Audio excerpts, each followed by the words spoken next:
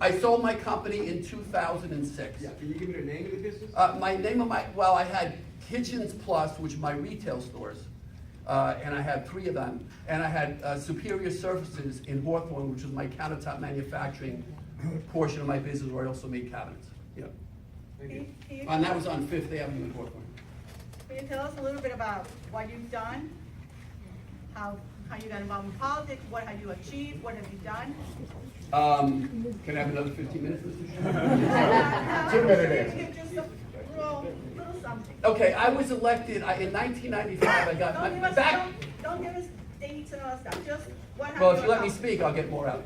Okay, well, you did before. Back in the 90s, my wife said, you need to go out and get a hobby, so I joined the Republican Club. Now that's turned into this. She said I never meant that, but anyway. I was elected in Bogota in 1995 in a 2-to-1 Democrat town, re-elected 2 more times after that, kept Republican control for 11 out of 12 years in a 2-to-1 blue-collar Democrat town with lots of minorities. So I know how to speak to voters. I've had a number of political successes, which would take a long time to reel off. I talked about them earlier. Defeating the ballot question that John Corzine put up to borrow $500 million to fund embryonic stem cell research. We were told it was impossible to defeat. We defeated it. I defeated the toll hike scheme back in 2008, which would have been a disaster for New Jersey. And I led numerous efforts on behalf of Americans for Prosperity against Obamacare and against cap and trade. We won on cap and trade. Unfortunately, we lost on Obamacare for now. As a mayor, I'm the only mayor in the state of New Jersey that can say this. When I left office at the end of 12 years, my budget was less than it was the year before I was elected. Less in real dollars, not adjusted for inflation, because I learned how to cut spending, cut the size of governments, prioritize, downsize, and prioritize. So those are some of my achievements. But if you like afterwards, I can give you some more. That's good. Thank you. Any other questions? You said three. Yes, I did. Killer question, come on, guys. Hit me with it. I gotta get ready for a tough campaign against this guy. I have a quick question. You're not gonna go, yes? Steve, the tax reforms that went through under President Trump affected the states like New Jersey, New York, Connecticut Yes. in a much different way than it did in Midwest states. What's your take on that, and what would you do if you were elected to help tax issues? Okay, well, I had a column on Thanksgiving Eve last year in support of President Trump's tax plan, when everybody else except Tom MacArthur was opposing it based on something called the SALT deductions. And I recognize then, as I do now and continue to say, that far more important to the state of New Jersey is the GDP growth that we're gonna see.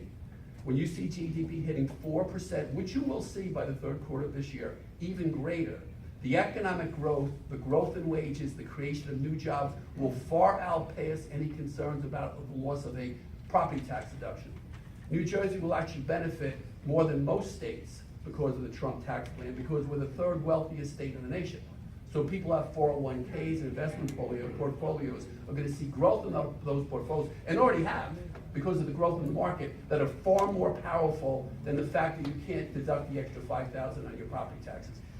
You're seeing wage growth. We have higher wages in the majority of states. So a 5% wage growth when your income is $100,000 is a lot more in dollars than say if it's $50,000. So it's all about economic growth. And I remember how important that is, because when I started my business in 1981, I grew my business because of the high GDP growth rate under Ronald Reagan. New Jersey will benefit terrifically. The predictions of my opponent, Josh Gottheimer, who came out and said it was absurd, he said, because of this tax bill, property taxes in Broward is gonna drop 10%. That's an absurd and ridiculous comment, which I'm gonna shove down his throat come November, because here's what's gonna happen. Property values will go up, not down. New Jersey taxpayers will benefit. The biggest problem facing New Jersey is Phil Murphy and the left-wing Democrat Party policies. That's the problems facing New Jersey. We need to deal with our spending issues in the state government. We have the worst and most progressive income tax in the nation.